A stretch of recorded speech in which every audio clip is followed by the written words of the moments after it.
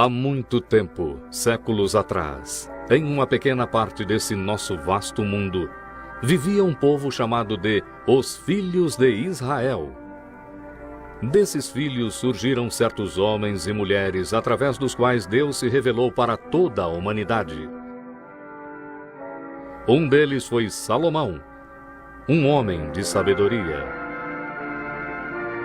Numa distribuição, Works Editora, Salomão, um homem de sabedoria, um episódio do Velho Testamento.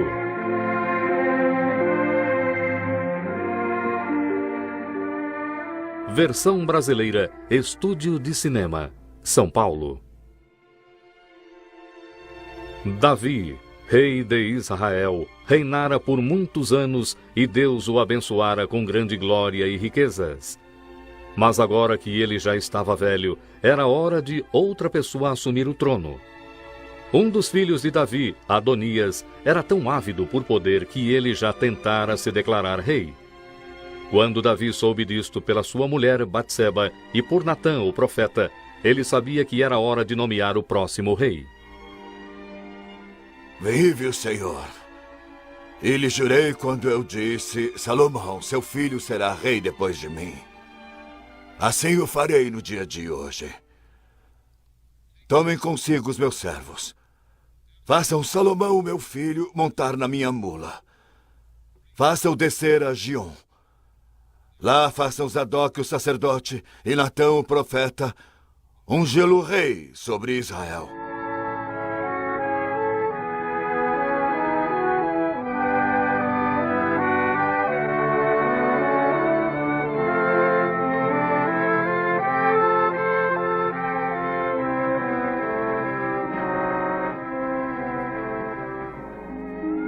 E assim Salomão, o filho mais novo de Davi, foi ungido rei sobre toda a terra de Israel.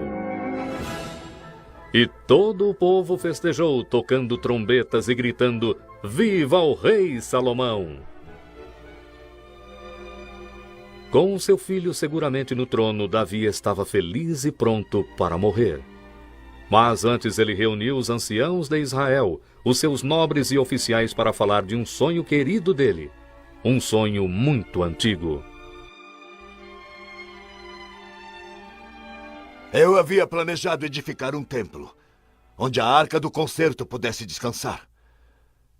Eu estava pronto para edificá-lo. Mas Deus me disse: Tu não edificarás uma casa ao meu nome, porque tu és um guerreiro e derramaste sangue. Ele disse: É o teu filho Salomão que edificará uma casa ao meu nome.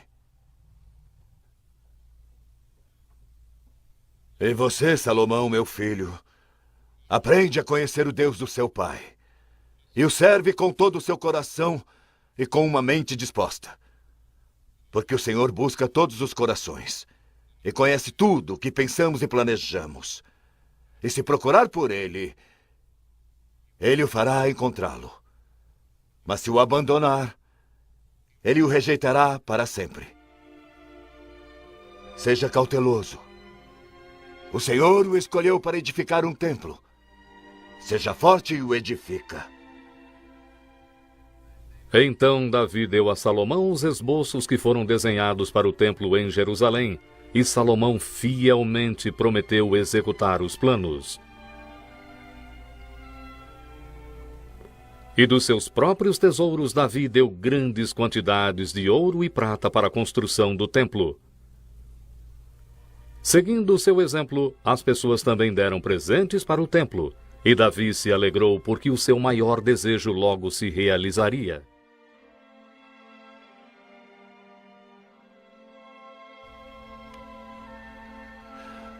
Senhor, dá ao meu filho Salomão um coração fiel, para que ele viva segundo a tua palavra, e edifique um templo para o qual eu tenho feito preparações.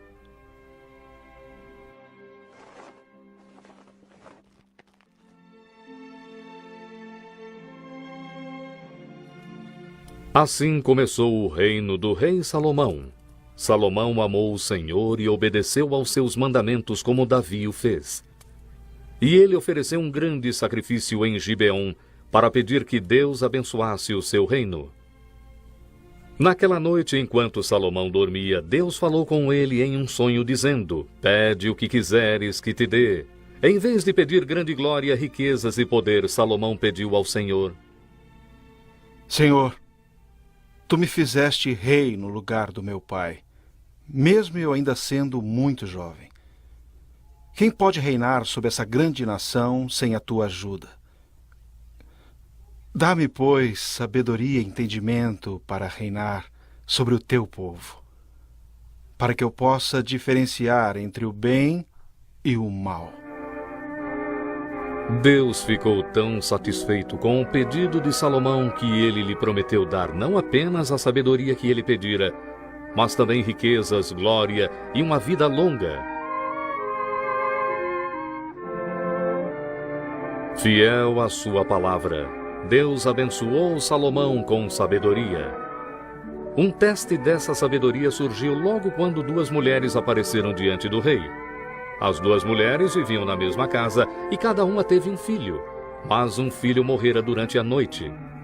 E agora as duas mães reivindicavam a criança que ainda estava viva. Era um problema intrigante, mas Salomão imediatamente soube o que fazer. Tragam uma espada. Dividam a criança em duas partes e deem metade a uma e metade a outra. Ah, meu senhor, dê-lhe a criança, mas de modo algum a mate. A criança não será nem minha, nem sua. Divida-a! Dê a criança viva à primeira mulher. Ela é a mãe. Quando as pessoas souberam como o rei havia resolvido o caso, elas o respeitaram e perceberam que Deus lhe havia dado grande sabedoria. A sabedoria de Salomão era realmente notável. Mais sábio do que todas as outras pessoas da sua época, ele disse muitos provérbios. Palavras de eterna sabedoria que vinham de Deus e que continuam até os dias de hoje. A sabedoria é a coisa principal. Adquira, pois, a sabedoria. E com tudo o que possui, adquira o conhecimento. O temor ao Senhor é o princípio da sabedoria.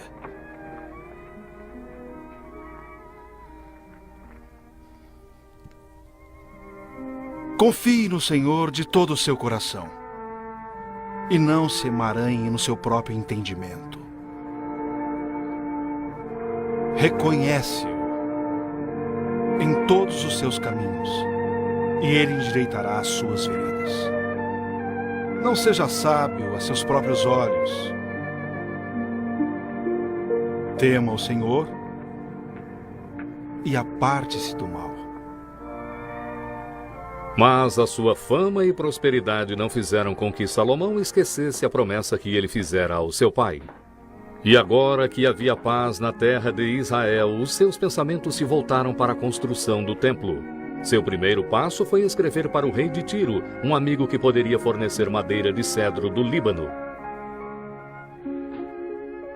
Eu tenciono edificar um templo à glória do Senhor, meu Deus, que disse ao meu pai Davi: Teu filho, que porei no teu trono depois de ti, edificará uma casa ao meu nome.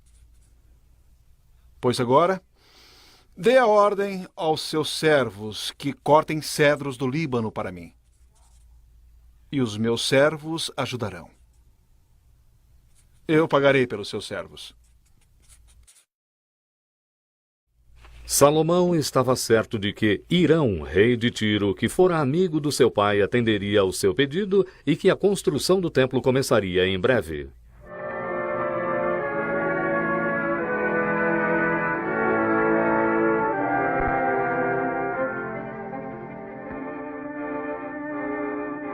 Havia muito trabalho a ser feito. Tinham que cortar árvores e descê-las pela costa do Mediterrâneo para um lugar onde seriam cortadas em tábuas. Pedras tinham que ser cortadas para o alicerce do templo. Salomão ordenou que fossem cortadas no tamanho certo antes de serem levadas para Jerusalém. O trabalho continuou por 7 anos e Salomão pessoalmente conduziu a construção do templo para garantir que tudo saísse como seu pai tinha planejado. Até as gravuras nas paredes do templo e os vasos de ouro que seriam usados no templo.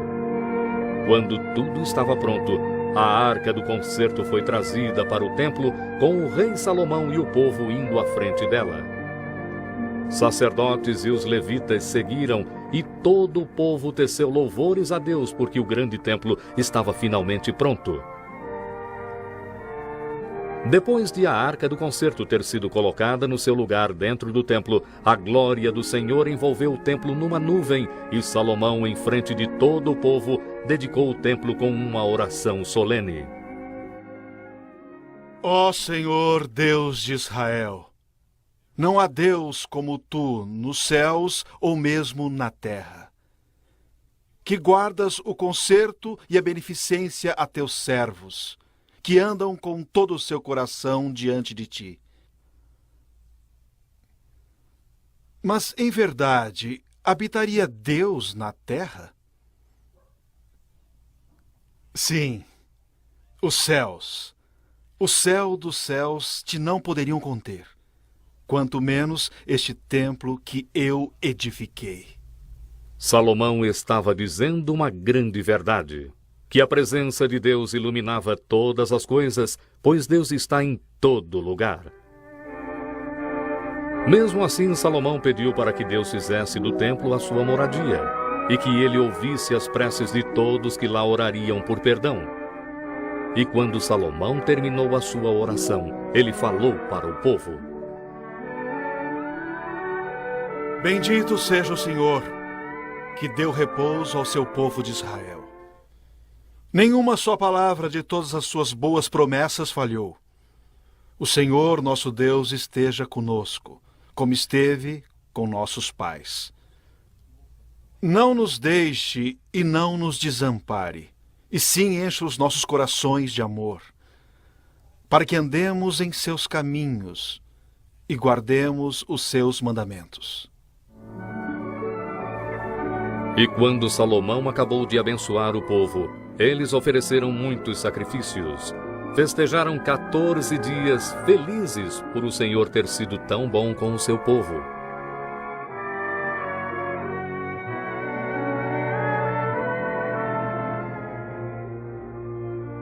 Os anos se passaram e a fama do rei Salomão se espalhou até mesmo em Sabá, na Arábia.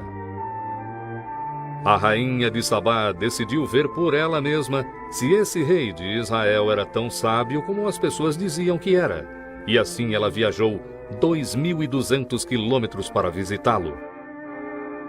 Quando a rainha chegou ao palácio de Salomão, viu o lindo templo e ouviu as respostas do rei a todas as suas perguntas, ela estava convencida de que a sabedoria e as riquezas de Salomão eram ainda maiores do que ela ouvira dizer.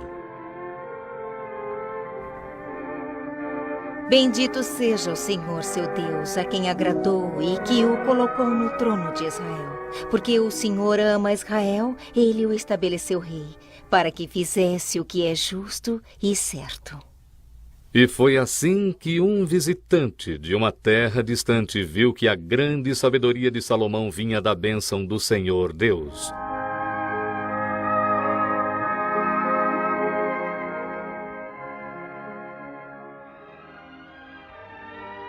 Salomão foi feliz enquanto ele andou nos caminhos do Senhor. Mas houve um tempo na sua velhice em que ele se afastou do Senhor seu Deus e ele fez acordos com soberanos estrangeiros que não adoravam o único Deus verdadeiro.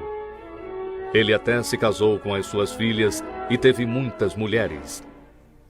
E essas mulheres pagãs persuadiram Salomão a construir altares para os seus ídolos. Isso enfureceu o Senhor e, por fim, trouxe a punição de Deus sobre Salomão e o seu povo.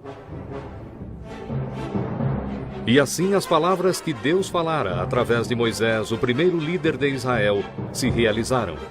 Hoje exponho diante de vós uma bênção e uma maldição. Uma bênção se fizerdes o que eu mandar, mas uma maldição se não ouvirdes o Senhor vosso Deus.